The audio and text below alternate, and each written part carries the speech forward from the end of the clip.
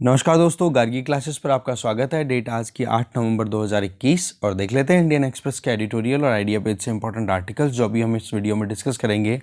एक आर्टिकल तो जो हम डिस्कस करेंगे वो रहेगा डिवाइडेड वी फॉल, कि जिस तरीके से ग्लोबलाइजेशन को एक राइज मिला था पिछले 30 सालों में अगर देखें तो उसके जस्ट ऑपोजिट होता हुआ दिखाई दे रहा है। जबकि एक कॉपरेशन होना चाहिए उसकी बजाय दिखाई दे रहा है कॉम्पिटिशन। जानेंगे पूरे मुद्दे को डिटेल में। एक आर्टिकल हम जो देखेंगे वो रहेगा कि स्टार्टअप्स किस तरीके से एग्रीकल्चर के लिए एक पेनेशिया या फिर उसके लिए एक सपोर्ट का काम कर रहे हैं, तो उस पॉइंट ऑफ व्यू से इस आर्टिकल को जानेंगे। तीसरा जो आर्टिकल रहेगा वो हम देखेंगे perils of the opinion poll, कि जो इलेक्शंस जब भी होते हैं, इलेक्शन से पहले जो मीडिया में ओपिनियन पोल आते हैं कि कौन जीतने वाला है कौन हारने वाला है, वो समीकरण तैयार करते हैं। न्यूज़पेपर में भी आता है, सोशल मीडिया पे भी बहुत ज़्यादा शेयर होती है ये चीज़ें, तो बोलो उसकी वजह से बहुत ज़्यादा नुकसान होता है। और उसका लेटेस्ट एग्जाम्पल है ऑस्ट्रिया में।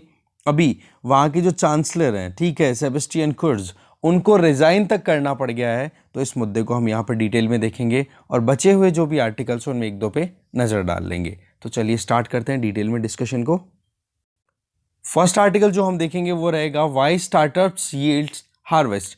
देखो, इसमें हम सबसे पहले देखेंगे कि स्टार्टअप के हिसाब से अगर देखा जाए तो अभी टोटल फंडिंग कितनी मिल रही है 2021 के फर्स्ट हाफ में। अगर स्टार्टअप्स की बात करें थ्रू आउट वर्ल्ड, तो सबसे ज़्यादा फंडिंग कौन से कंट्री में मिली है स्टार्टअप्स को? इसमें आप देख सकते हो यूएसए, इसके बाद में 9.5 बिलियन, दूसरा है चाइना, फिर तीसरा है इंडिया।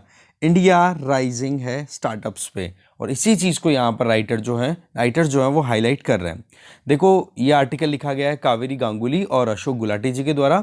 इनका ये कहना है स्टार्टअप्स जो हैं एक नॉर्मल वर्ड बन चुके हैं, जो कि आप हर एक पॉइंट के ऊपर कहीं ना कहीं सुनते ही रहते हो, राइट। इसी चीज़ को लेकर के आज अगर देखें तो जो ट्रेडिशनल सिस्टम है जिसमें बिजनेस की हम बात करते हैं या फिर एफिशिएंसीज की बात करें, जिनमें एफिशिएंसी बहुत कम है ट्रेडिशनल सिस्टम्स में, तो उनको इम्प्रोवाइज करना, इनको इम्प्रूव करने के लिए जो अभी स्टार्टअप इकोसिस्टम है ना, वो बहुत ज़्यादा एक्टिवली काम कर रहा है, क्योंकि टेक्नोलॉजी का उसमें ज़्यादा यूज़ है। और साथ में जो नया, आप कह सकते हो ना, जो नए आइडियाज़ हैं इनको इनोवेटिवली अप्लाई किया जा रहा है। तो इसी चीज़ में हम एक सेगमेंट की बात करने वाले हैं, दैट इज़ एग्री स्टार्टअप।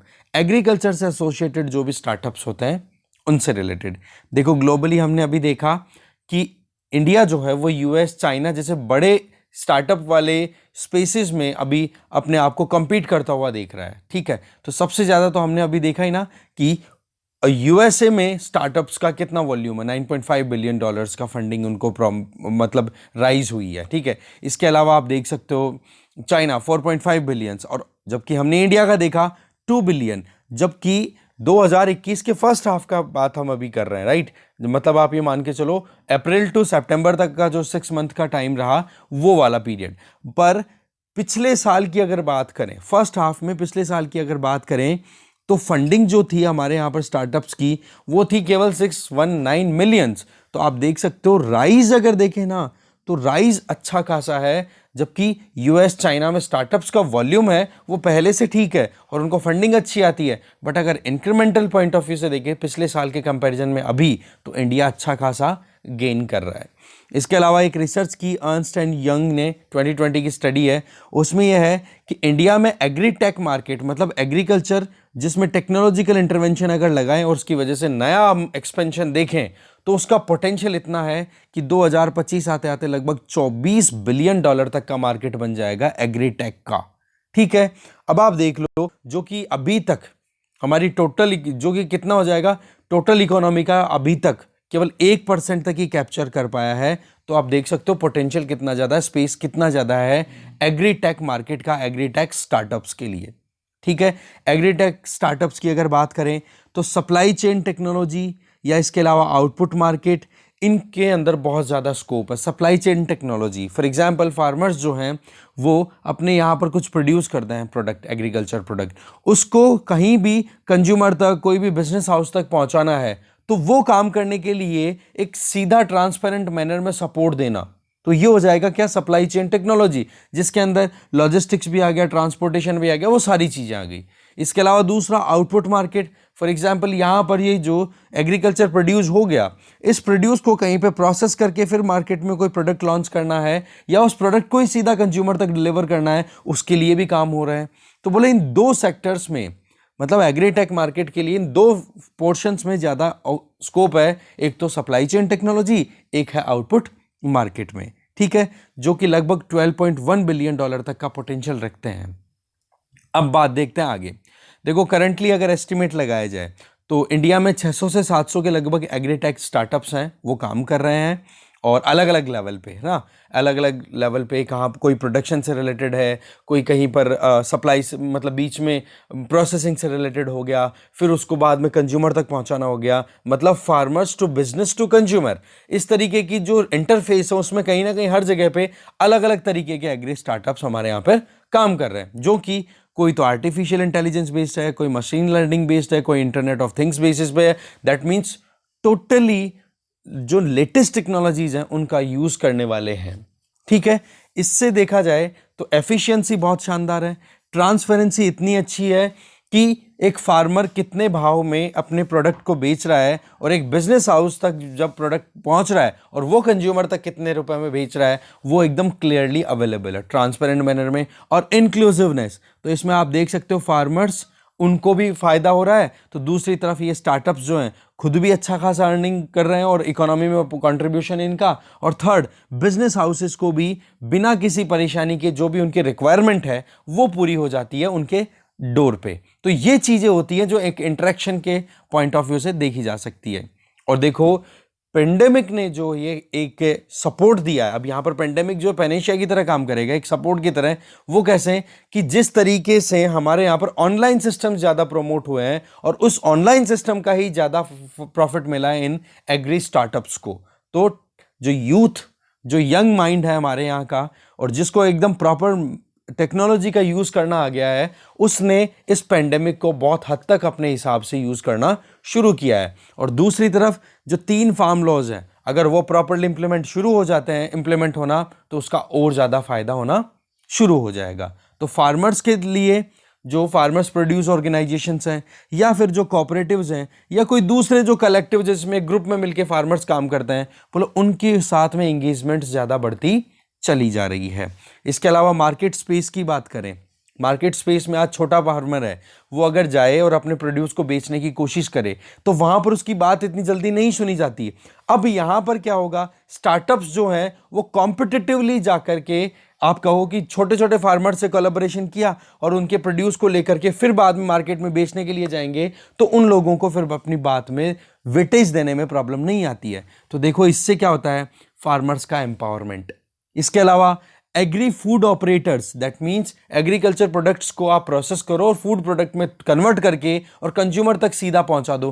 तो इसके लिए क्या हो गया, एग्री फूड ऑपरेटर्स ने फार्मर्स और कंज्यूमर के बीच में एक इंटरेक्शन का काम किया, नहीं इंटरफेस का काम किया कि नहीं, और एक बेटर डील भी हो जाएगी जिससे फार्मर्स को भी अच्छा काम मिलेगा, पैसा मिलेगा, और दूसरी तरफ जो कंज्यूमर है उसके पास में वैरायटीज़ भी बहुत रहेगी, तो एक ये बेनिफिट भी आ जाता है।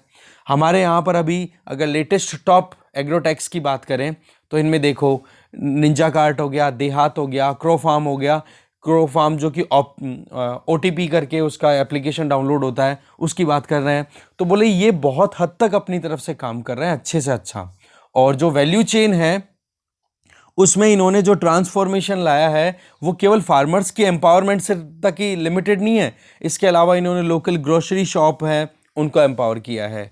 मॉम पॉप, दैट मीन्स कि अगर कोई अपने घर से कुछ ऑपरेट करना चाहते हैं उनको प्रमोशन मिला, उनको सपोर्ट मिला है। किराना स्टोर्स के जो इंडिविजुअल्स हैं उनको, एग्री फूड बिजनेस हाउसेस को, सबको इंटीग्रेटेड मैनर में काम करवा दिया just because of the just on the basis of this technology. तो इस तरीके से स्टार्टअप्स के जो नेटवर्क हैं इन्होंने बहुत ज़्यादा सपोर्ट दिया है और अपनी तरफ से अभी कंटिन्यू काम कर रहे हैं, इसलिए स्कोप की भी कोई कमी नहीं है। इसके अलावा अब फार्मर्स को सीधा मार्केट से डील करने की हेडेक नहीं है, अब इनको सीधा डील करना है स्टार्टअप्स से। अब स्टार्टअप्स वालों से डील हो जाती है, फिर वो एक इंटरफेस का काम कर देंगे, तो जो कंपटीशन होता है ना मार्केट में उसका बेनिफिट फार्मर्स को भी मिलता है, ठीक है। नहीं तो पहले तो क्या डर था, एक तो ये कि जैसे हम देखते हैं कि फार्मर्स जो हैं वो बड़ी बड़ी कंपनीज के सामने वल्नरेबल हो जाएंगी, तो बड़ी कंपनियां हैं अपने मन में आए जैसे कंडीशंस थोप देंगी। अब फार्मर्स के पास में भी अपना से रहेगा, ठीक है। दूसरी चीज कि जो किराना स्टोर्स की बात करें, जो छोटे रिटेलर्स हमारे यहाँ पर हैं, उनके लिए सबसे बड़ा थ्रेट आया था मिड 2000s में, जो ये बड़ी बड़ी मार्केट खुली थी, जैसे मेट्रो का नाम आपने सुना होगा, वॉलमार्ट, ये बड़े बड़े जो होलसेल रिटेलिंग सिस्टम खुले थे, तो उसकी वजह से स्मॉल बिजनेसेस को बहुत ज़्यादा मुश्किलें होने लग गई थी। अब उनको भी चैलेंज नहीं होगा, क्यों? क्योंकि यहाँ पर स्मॉल रिटेलर्स के साथ में भी स्टार्टअप कोलैबोरेट करते हैं, तो बड़े बिजनेस हाउसेस हैं उनके साथ में भी अपनी कोलैबोरेशन पे काम करते हैं। और मॉडल कौन से हैं? वो है, देखो जी, फार्मर टू कंज्यूमर एक तो, और एक हो गया फार्मर टू बिजनेस, और इनके बीच में आप देख सकते हो farmer to business to consumer, ये एक मॉडल और है। तो इन मॉडल्स पे काम किया जा रहा है हमारे एग्रीटेक स्टार्टअप्स के द्वारा। तो यहां पर राइटर्स बता रहे हैं कि अगर इमर्जिंग ट्रेंड्स को देखें, अभी जो ट्रेंड चल रहा है, तो मल्टीपल मॉडल्स पे ये एंगेजमेंट देखी जा सकती है। जैसे कि निंजा कार्ट, ये कर रहा है फार्मर टू कंज्यूमर, सीधा कंज्यूमर तक डिलीवर करना, फार्मर से पिक किया। इसके अलावा फार्मर टू बिजनेस कॉन्सेप्ट पे भी काम किया जा रहा है कि बड़े बिजनेस हाउसेस को बल्क में अगर कोई बल्क में कोई मटेरियल चाहिए, एग्रीकल्चर प्रोड्यूस चाहिए, तो वो डील करेंगे सीधा इस वेंचर से, भाई हमें इतना माल चाहिए, तो वो जाकर के फार्मर से कलेक्ट करके और लाके इनको दे देंगे।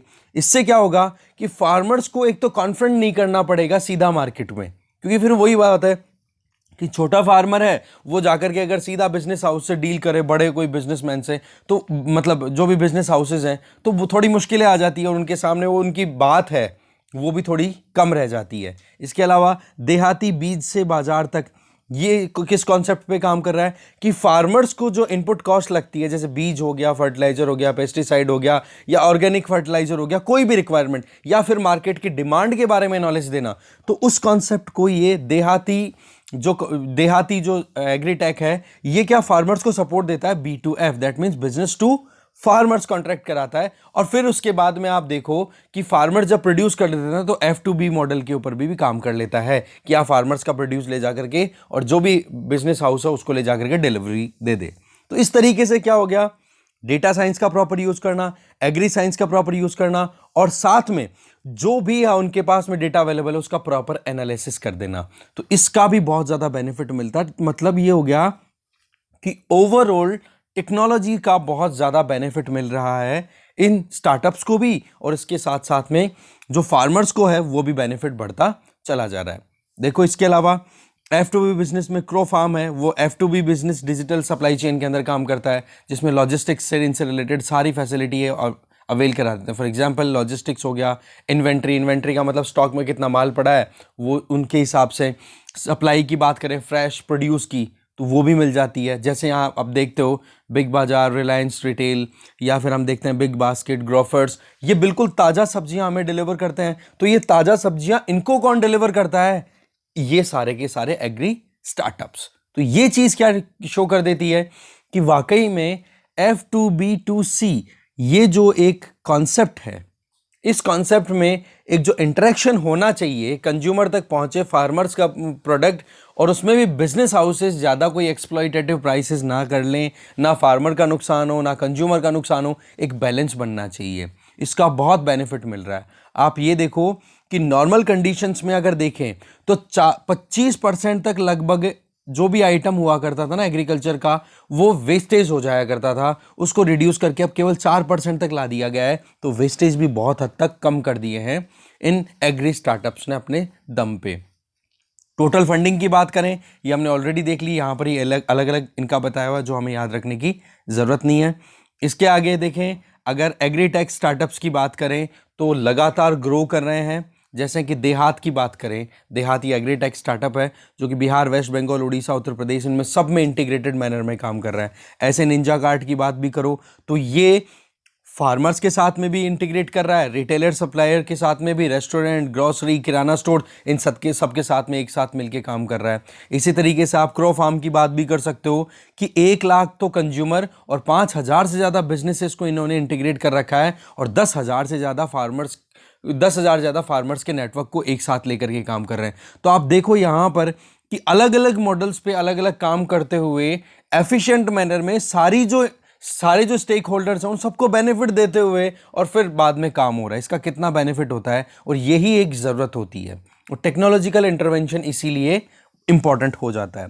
स्टार्टअप्स की अगर बात करें तो इन्होंने अपनी तरफ से बहुत ज़्यादा एक इम्पैक्ट शो किया है, जो कि मैंने वेस्टेज वाला पहले बता दिया कि पहले 25% तक जो माल हुआ करता था वो खराब हो जाता था, अब सिर्फ 4% ही खराब होता है। तो इसका कितना बेनिफिट मिल रहा है। और साथ में demand driven harvest schedule, that means कि अब जो सीजनल पॉइंट से काम नहीं होते हैं, अब ये है कि डिमांड किसकी कितनी हो रही है उसके हिसाब से वहां पर उनका काम होना।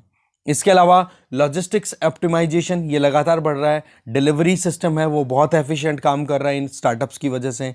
प्रोडक्टिविटी इंक्रीज हो रही है। फार्मर्स के जो इनकम है वो आप मान के चलो 20 से 50% तक राइज हो रहा है। 20% तो फार्मर्स की इनकम में राइज हुआ है, और जो इनेबिलिटी है, जो पॉसिबिलिटी है, वो ये है कि 50% तक राइज हो जाएगी उनकी इनकम। इसके साथ में एग्रीटेक स्टार्टअप्स की अगर बात करें तो ई कॉमर्स प्लेटफॉर्म के साथ साथ में कोलैबोरेशन भी है। खुद के भी ई कॉमर्स प्लेटफॉर्म इन्होंने लॉन्च कर रखे हैं। तो वही सारा का सारा system digital demand driven digital market के ऊपर काम हो रहा है ज़्यादा, कि भाई ज़रूरत है और प्लेटफॉर्म हमारे पास में अवेलेबल है, ऑर्डर्स आ गए और उसके बाद में उनको डिलीवरी दे दो। ठीक है, तो यही चीज़ यहाँ पे बताई जा रही है। तो स्टार्टअप्स और एफपीओ पार्टनरशिप ये देखो और ज़्यादा स्ट्रेंथन कर सकते हैं फार्मर्स प्रोड्यूस ऑर्गेनाइजेशंस को। गवर्नमेंट भी अपनी तरफ से अभी टारगेट लेकर के चल रही है कि 2024 आते 10,000 नए फार्मर प्रोड्यूस ऑर्गेनाइजेशन सेटल किए जाएंगे, सेटअप किए जाएंगे। और ये जो एग्रीटेक स्टार्टअप्स हैं, इंक्यूबेटर्स हैं, एक्सेलरेटर्स हैं, इन्वेस्टर्स हैं, इनको सबको साथ में मिलकर के काम करने की जरूरत है। और दूसरी तरफ ये तो हो गया सारा का सारा प्राइवेट सेक्टर का काम, और दूसरी तरफ policy maker, academia, think tanks, government departments, ये हो गया सारा का सारा गवर्नमेंट डिपार्टमेंट या गवर्नमेंट का सेगमेंट। अब यहां पर पब्लिक और प्राइवेट इनके बीच में एक प्रॉपर कोलैबोरेशन हो जाए तो इसका आउटकम का कितना बेनिफिट होगा। अब जब ये सब साथ मिलकर के पॉलिसी फॉर्मुलेट करेंगे तो कुछ भी लूप होल होने के चांसेस मिनिमाइज हो जाएंगे और बेनिफिट जो है वो ओवरऑल अच्छे बन पाएंगे। क्योंकि गवर्नमेंट अगर प्रॉपर पॉलिसी बनाएगी ना, तभी एग्रीटेक स्टार्टअप जो है वो ज़्यादा से ज़्यादा प्रोमोट होंगे, तभी ये सारे काम हो पाएंगे। तो एक को क्रिएट सॉल्यूशंस पे काम करने की जरूरत है, जिससे कि एक फार्मर को भी नुकसान ना हो तो एक कंज्यूमर का भी एक्सप्लॉइटेशन नहीं होना चाहिए। तो ओवरऑल बात क्या आ गई, पॉलिसीज, इंस्टीट्यूशंस, पार्टनरशिप, इन पे बहुत ज़्यादा फोकस करने की ज़रूरत। और करंट मोमेंटम है ना, ये इसी तरफ पुश कर रहा है। और जो नेक्स्ट जनरेशन टेक्नोलॉजी है वो वाकई में एक रेवोल्यूशन लाने वाली है और लाना स्टार्ट भी कर चुकी है एग्रो फूड सेक्टर की अगर पर्टिकुलरली बात की जाए। ठीक है, आगे चलते हैं। इसको आप पेपर 3 के साथ इंटीग्रेट कर सकते हो। ठीक है, बाकी तो मैं आपको डिस्क्रिप्शन बॉक्स में बताता ही हूँ, एक बार वो जरूर देख लिया करो कि किस आर्टिकल को हम कौन कौन से टॉपिक्स के साथ लिंक कर सकते हैं। आगे चलते हैं। नेक्स्ट आर्टिकल है that is perils of the opinion poll. Perils का मतलब आप जानते हैं कि एक तरीके से सीरियस डेंजर। देखो, इसमें आर्टिकल लिखने वाले राइटर हैं प्रवीण चक्रवर्ती। इनका ये कहना है कि अभी अक्टूबर 9 का एक इंसिडेंट है जब ऑस्ट्रिया के चांसलर, ठीक है, सेबेस्टियन कर्ज, उनको फोर्सफुली रिजाइन करवाना पड़ा और एक यूनिक तरीके का स्कैंडल निकल के आया। और वो स्कैंडल क्या था कि इन्होंने जो न्यूज़ मीडिया हाउसेज हैं उनको ब्राइब दी और उनके जो सर्वेज थे उनको फेक सर्वेज क्रिएट किए और ये शो किया कि ओपिनियन पोल्स हैं वो जेन्युइन हैं और उनकी पार्टी, ये जो सेबेस्टियन कर्ज है, ये जीत रहे हैं। पर जब इन्वेस्टिगेशन हुआ, पता पड़ा, तो एक वाकई में बहुत बड़ा गफला पकड़ में आया, एक बहुत बड़ा स्कैंडल पकड़ में आया और अल्टीमेटली और इनको अपनी पोस्ट से रिजाइन देना पड़ा। तो ये चीज़ क्या शो कर रही है कि ओपिनियन पोल्स को आजकल कितना ज़्यादा वेपनाइज करना शुरू कर दिया है डेमोक्रेसीज में, इलेक्टोरल डेमोक्रेसीज में, जहां पर इलेक्शंस होते हैं एक पर्टिकुलर टाइम पीरियड के बाद में।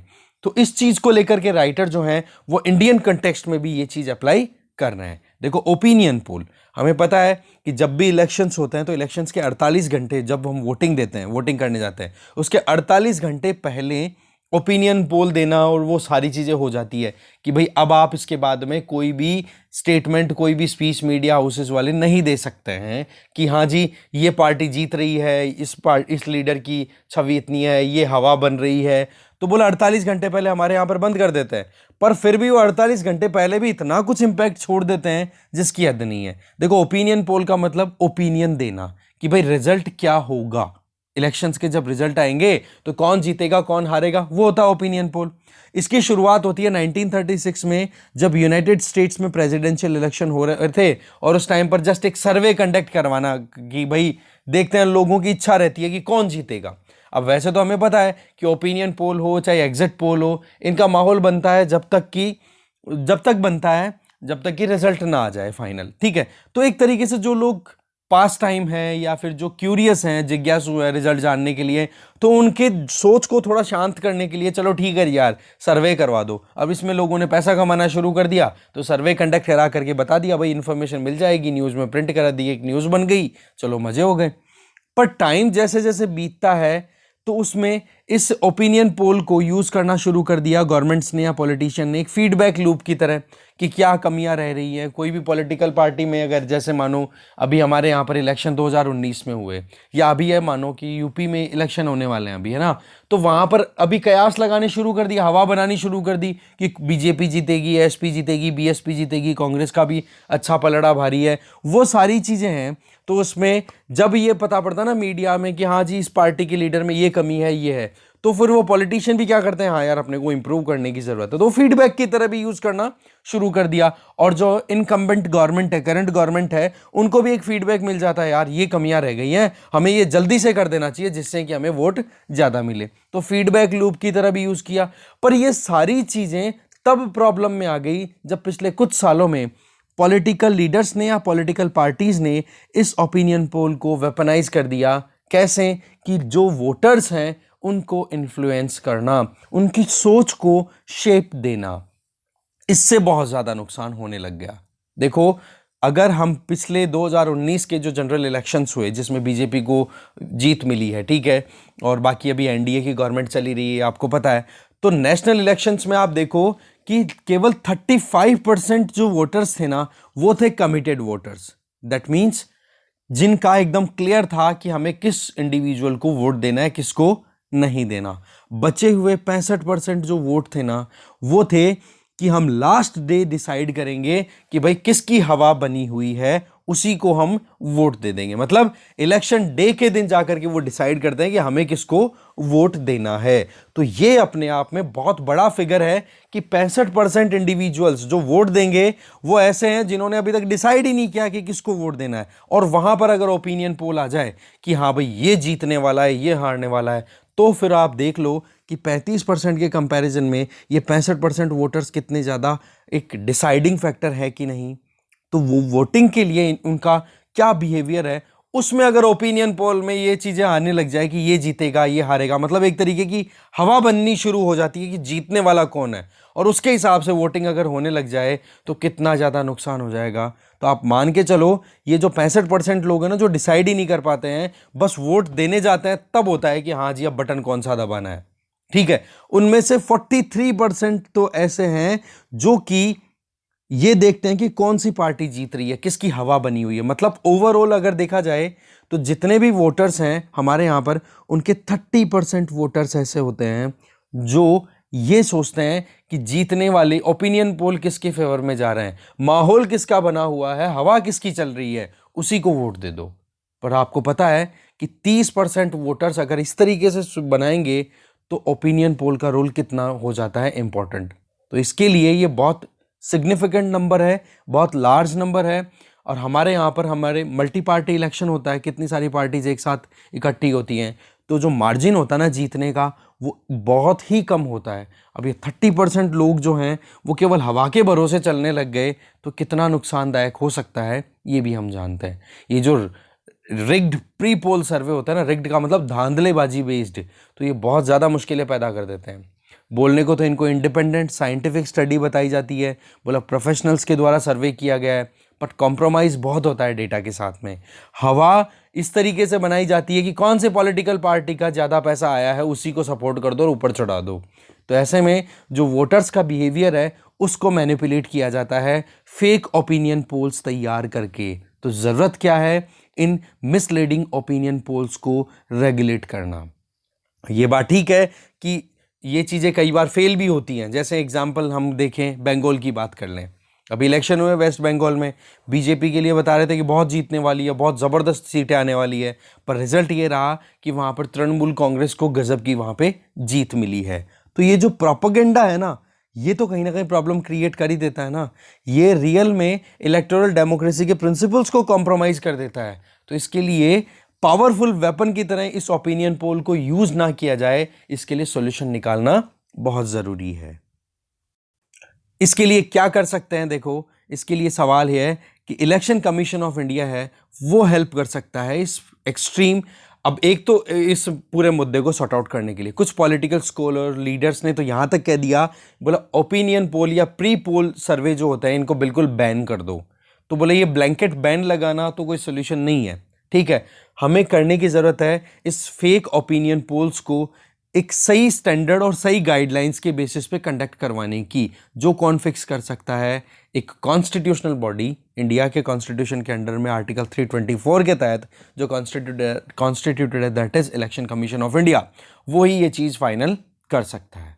वो कैसे कि भाई ओपिनियन पोल्स के लिए सीधा सा ये कह दे इलेक्शन कमीशन ऑफ इंडिया कि जो भी ओपिनियन पोल दे रहे हैं न्यूज़ मीडिया हाउस, जिन्होंने अपना सर्वे मेथोडोलॉजी की किस हिसाब से उन्होंने सर्वे किया, कितना क्या क्या सैंपल सिलेक्शन किया, दैट मीन्स किस टेक्नोलॉजी का यूज़ किया, क्या मेथड यूज़ किया, अलग अलग कॉन्स्टिट्यूएंसी से उन्होंने सर्वे करवाया है या एक ही कॉन्स्टिट्यूएंसी के एक ही धर्म के लोगों से वो सर्वे करवाया है, या फिर उनके पास में सैंपल साइज कितना है, कितने लोगों से उन्होंने पूछताछ की, और एग्जैक्ट क्वेश्चन आयर कि उनके सवाल क्या थे जब पूछा गया वोटर से कि हाँ जी आपने किसको, आप मतलब आपके हिसाब से कौन जीत रहा है, ये सारे क्वेश्चन आए।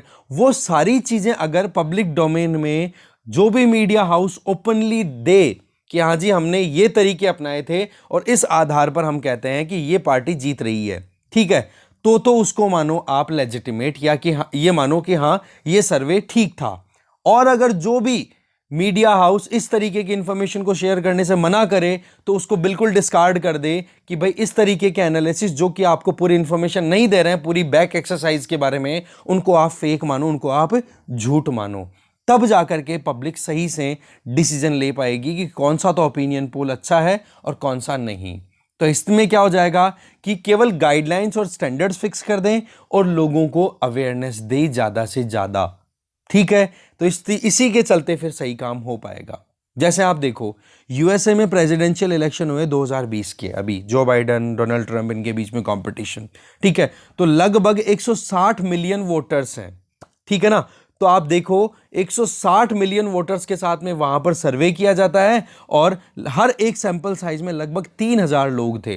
तो सैंपल साइज 3000 का एक बार सर्वे कहीं पे किया गया और 160 मिलियन का मतलब 16 करोड़ लोगों से वहां पर पूछा गया कि भाई क्या चल रहा है, कौन जीत सकता है, वो ओपिनियन पोल्स है।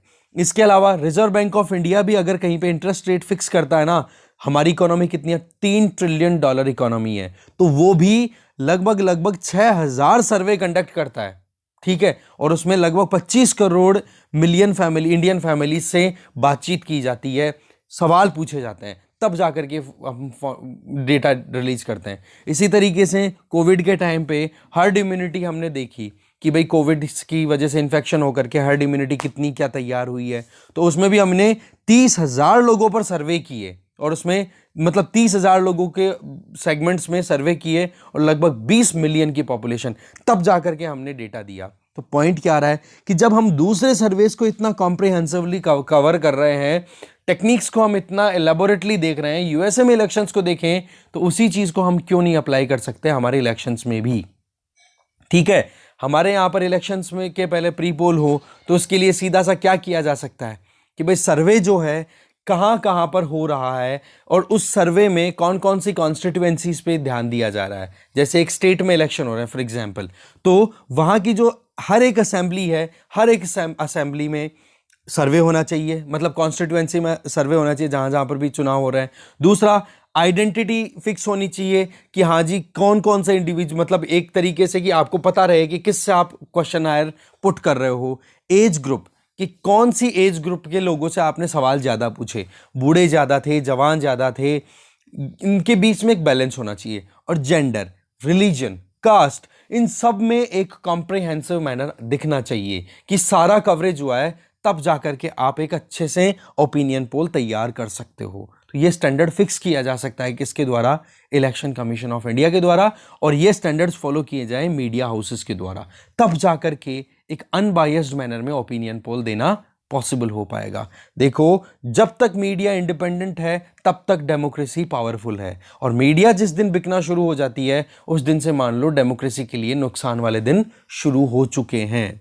तो हमारे यहाँ पर डाइवर्सिटी की कमी नहीं है, मल्टी पार्टीज की कमी नहीं है, फर्स्ट पास द पोस्ट वाला मेथड हम यूज करते हैं। हाँ भाई, जिसके पास में सबसे ज्यादा वोट है वही जीत जाएगा, ठीक है, चाहे वो एक ही वोट ज्यादा क्यों ना हो। तो ऐसे में हमें रैंडमली लोगों को चूज करवाना चाहिए हर एक असेंबली कॉन्स्टिट्यूएंसी में, और वहां पर फिर बाद में एक रीजनेबल एक्यूरेसी के साथ में सर्वे हो तो हमें एक्चुअल में डेटा मिलेगा।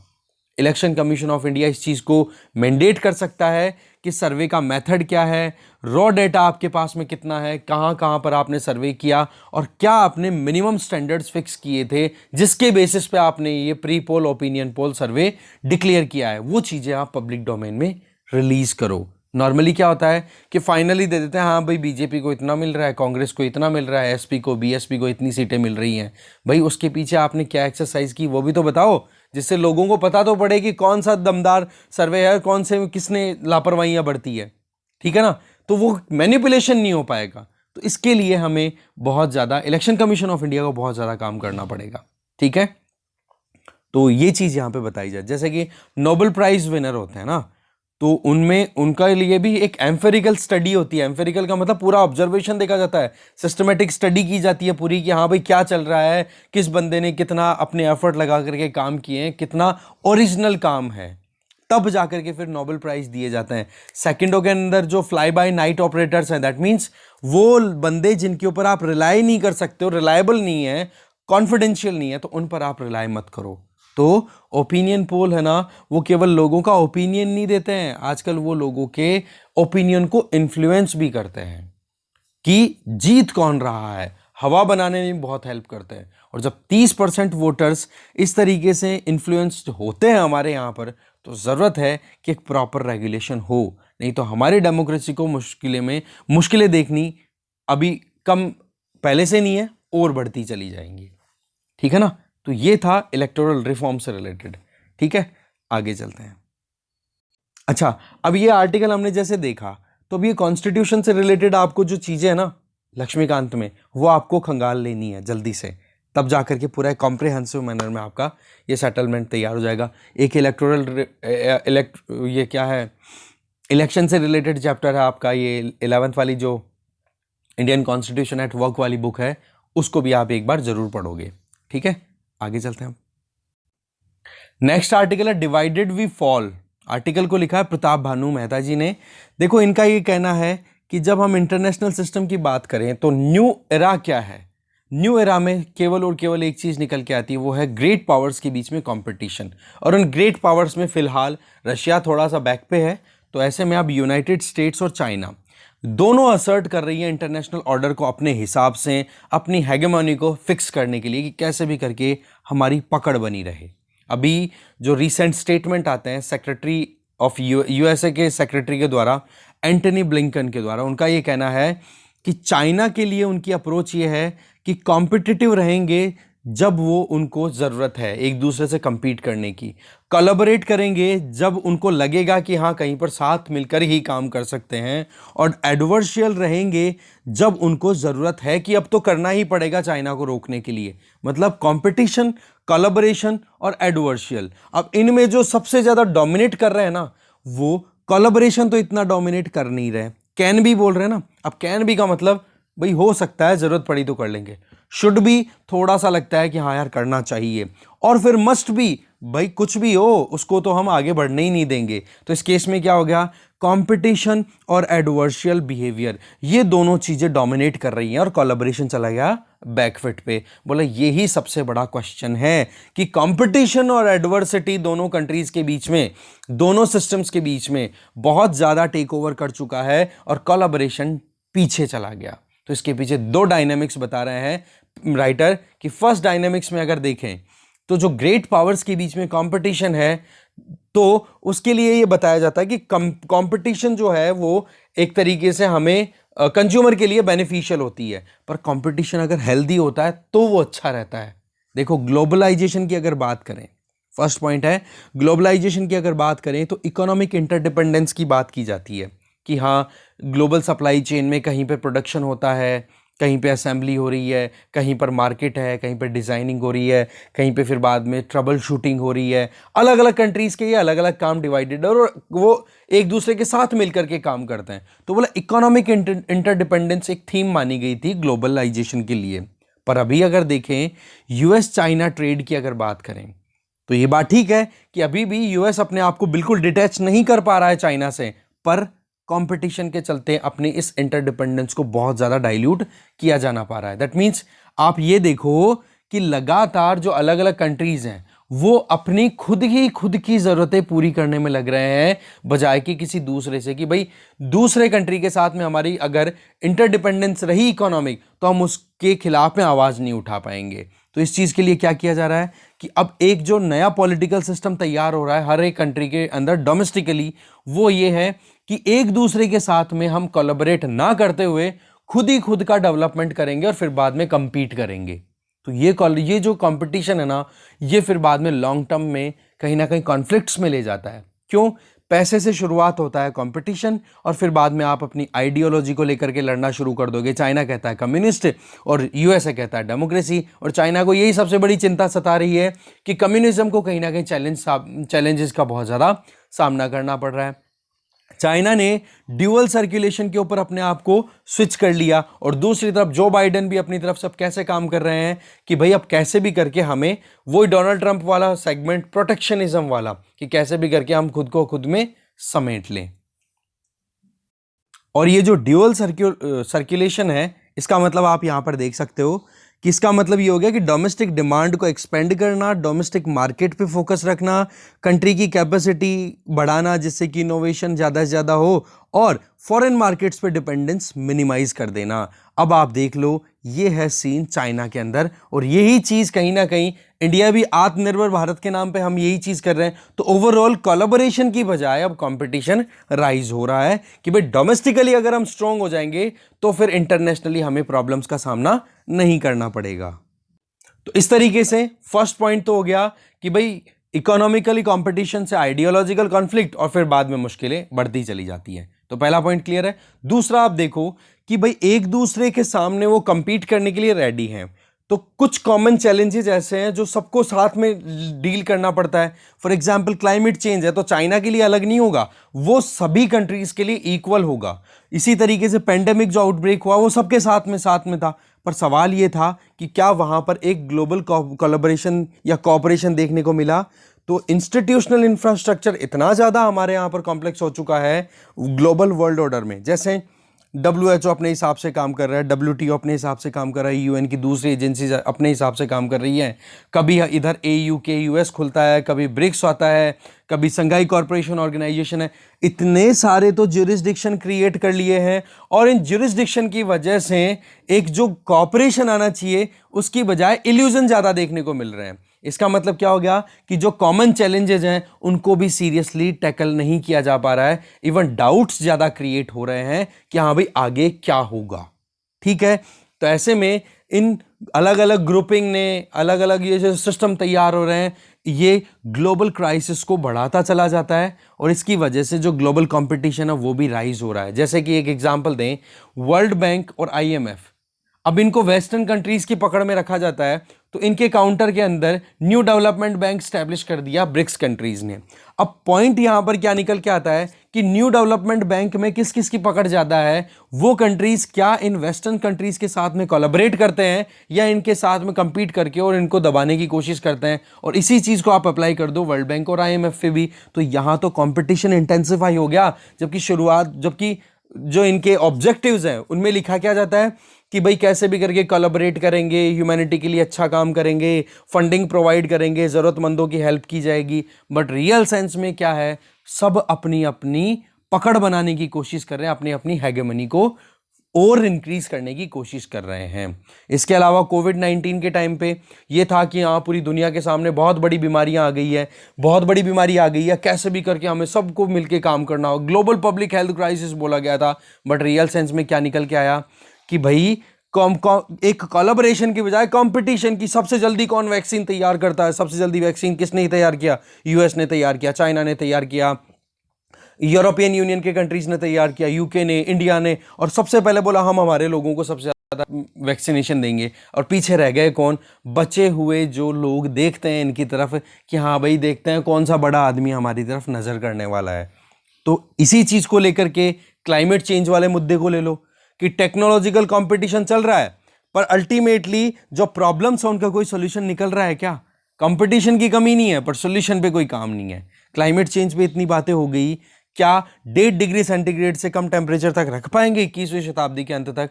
चांसेस ही बहुत कम है। रियल में तो ये है कि कमिटमेंट्स तो वही ग्रेटा थर्नबर्ग वाली बात, ब्ला ब्ला ब्ला। तो पॉइंट यहां पर क्या निकल के आ रहा है कि जी कंपटीशन को हमें थोड़ा सा सोच समझ करके हेल्दी बनाना होगा। कोलैबोरेशन हमारे कम होने चाहिए। एक तरीके का ऑक्सीमोरॉन यहां पे बता रहे हैं राइटर कि आप ऐसे स्टेटमेंट्स देते हो जिनके अंदर आपके ही बातों के अंदर आपके ही सोच का जो कॉन्फ्लिक्ट है, कि कहीं पर आप हां बोलते हो और उसी सेंटेंस में आपने ना वाली बात भी बोल दी, तो एक कोलैबोरेशन नहीं आएगा, तब तक काम नहीं चलेगा। और इसके लिए टेक्नोलॉजी, फाइनेंस, डेवलपमेंट, इन सब में साथ में मिलकर काम करना होगा। प्रॉपर डिस्ट्रीब्यूशन होना चाहिए। ठीक है, COP26 में क्या देखने को मिला, बोल दिया सबने, अपने अपने स्टेटमेंट दे दिए, बट एक डाउट है जो कि प्रीवियस एक्सपीरियंसेस ये कहते हैं कि क्या वाकई में डेवलप्ड कंट्रीज हैं वो डेवलपिंग कंट्रीज को टेक्नोलॉजी ट्रांसफर करेंगे? क्या वो फंडिंग की जो बात की गई है $1 बिलियन की कि हर साल डेवलपिंग कंट्रीज को दी जाएगी, वो क्या काम कर पाएंगे? जहां पर वर्ल्ड का सबसे ज्यादा फॉसिल फ्यूल कंज्यूम होता है, उन कंट्रीज पे क्या विश्वास करना चाहिए कि वाकई में वो क्लाइमेट के लिए सॉल्यूशन निकालना चाह रहे हैं? या फिर इंडिया पर डाउट ये कर रहे हैं राइटर कि हमारे यहां पर सबसे खराब एयर क्वालिटी वाली सिटीज की अगर बात करें तो बहुत ज्यादा टॉप 20 के अंदर टॉप 14-16 तो इंडिया में है, और यहां तक कि हमारे यहां पर स्टबल बर्निंग जैसी प्रॉब्लम है, जो सीरियस इश्यूज हैं, उनका कोई सोल्यूशन नहीं है। तो क्या वाकई में क्लाइमेट चेंज को हम रोकने वाले हैं? बिल्कुल भी चांसेस थोड़े से डाउट है। तो इसमें क्या हो जाता है जी, साथ में आओ, प्रॉपर काम करो, प्लेनेट अर्थ को इक्वली कंसिडर करना पड़ेगा। इस ग्लोबलाइजेशन का हमें एक प्रोडक्टिव मैनर में, लॉन्ग टर्म में, सस्टेनेबल मैनर में एक रिकॉग्निशन देना जरूरी है। प्लेनेट वन, ठीक है, तो मतलब एक ही प्लेनेट है, उसके साथ में काम करो। साइबर थ्रेट्स भी देखो, टेक्नोलॉजी देखो, आर्टिफिशियल इंटेलिजेंस, बायोलॉजिकल रिसर्च, ये सारी चीज़ों में क्या हो रहा है जी आज केवल और केवल कंपटीशन। न्यूक्लियर वेपन का कंपटीशन आप जानते हो, स्पेस में कंपटीशन होना शुरू हो चुका है, पहले से second world cold war era था उस टाइम पे तो था ही। नेशनलिज्म का जो एक इशू है उसको लेकर के बहुत ही ज़्यादा इनवर्ड लुकिंग हो चुकी हैं सरकारें, सिस्टम। तो यहाँ पर जो माहौल बन रहा है ना, जिस तरीके का सेंस क्रिएट हो रहा है थ्रू आउट वर्ल्ड, उस पर एक करेक्शन की ज़रूरत है। ठीक है, तो मल्टीलैटरल सिस्टम बहुत ही सही है, इसमें कोई डाउट नहीं है, पर उनका अभी तक जो आउटकम आना चाहिए ना वो नहीं आया। जैसे यूनाइटेड नेशंस, तो उसमें अभी तक इतना कोई प्रॉपर आउटकम नहीं आया। वहाँ पर भी गिनती के 1-2 गिने चुने जो वर्ल्ड के कंट्रीज़ हैं उनकी पकड़ रहती है, तो वहाँ पर मल्टीलैटरलिज्म का जो आउटकम होना चाहिए वो नहीं आ रहा है। ठीक है, तो देखो सबको साथ में मिलकर के काम करने की ज़रूरत है। यूएस और चाइना, ये दोनों कंट्रीज अपने हिसाब से अपनी नेशनलिस्टिक जो आइडियोलॉजी है, एक डेमोक्रेसी को प्रमोट कर रहा है, एक कम्युनिज्म को प्रमोट कर रहा है, और इसकी वजह से ग्लोबल प्रॉब्लम्स जो एग्जर्वेट हो रही है, ना कि कंट्रोल हो रही हैं, उस पर काम करना बहुत ज़्यादा ज़रूरी है। तो इसके लिए हमें साथ में जब तक ये सारे कंट्रीज नहीं आएंगे, कोलैबोरेट नहीं करेंगे, जो सबसे ज्यादा कम मतलब कंपटीशन, और दूसरी तरफ हमने देखा था कंपटीशन और एडवर्सरी, इन दोनों के बीच में जहां कोलैबोरेशन बिल्कुल डिमिनिश हो रहा था, उसको ज्यादा स्ट्रेंथन करने की जरूरत है। सारे कंट्रीज को साथ में कोलैबोरेट करने की जरूरत है। ठीक है, ये तरीका होगा तब जाकर ये प्रॉब्लम सॉर्ट आउट होगी। ठीक है, तो 3 आर्टिकल्स थे, तीनों को हमने डिटेल में देख लिया है। Thank you very much for watching this video. बाकी आर्टिकल्स आप अपने हिसाब से देख सकते हो। Thank you.